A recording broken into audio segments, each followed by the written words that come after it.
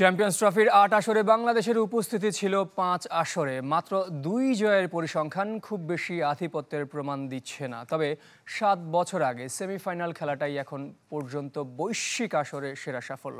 এবার তা টপকে যাওয়ার প্রত্যাশার কথা বলেছেন বাংলাদেশ অধিনায়ক। ফিরে দেখতে চাই বাংলাদেশের চ্যাম্পিয়ন্স ট্রফির ইতিহাস।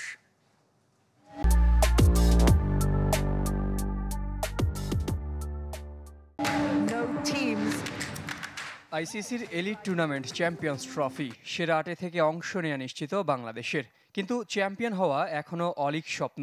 যদিও এবার সে আশা দেখিয়ে গেছেন বাংলাদেশ অধিনায়ক। ইতিহাস ঘাটলে অবাক হতে হয় না, কেননা ৮ বছর আগে যেখানে থেমেছিল টুর্নামেন্ট সেখানে সেরা চারে ছিল বাংলাদেশের নাম। অস্ট্রেলিয়ার বিপক্ষে সেবার বৃষ্টিতে পরিত্যক্ত ম্যাচের পর নিউজিল্যান্ডের বিপক্ষে অবিশ্বাস্য জয়ে সেমিতে উঠেছিল টিম টাইগার্স।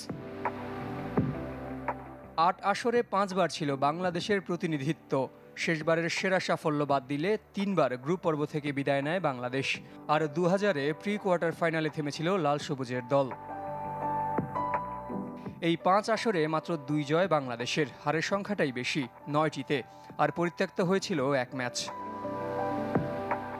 যে ২ জয় এসেছে তার একটি ২০০৬ সালে জিম্বাবুয়ের বিপক্ষে, আরেকটি কার্ডিফ রূপকথা নামে পরিচিত। ২০১৭ সালে সাকিব মাহমুদুল্লাহর অবিশ্বাস্য জুটি আর জোড়া সেঞ্চুরি আজও বাংলাদেশের ক্রিকেটের ইতিহাসে অন্যতম সেরা ম্যাচ হিসেবে পরিচিত। ওই ম্যাচের জয়ের নায়ক মাহমুদুল্লাহ এবারও আছেন সেই স্কোয়াডের আরও ৫ জন। ৮ বছর পর যারা বাংলাদেশের কাণ্ডারি, অভিজ্ঞতার প্রতিমূর্তি।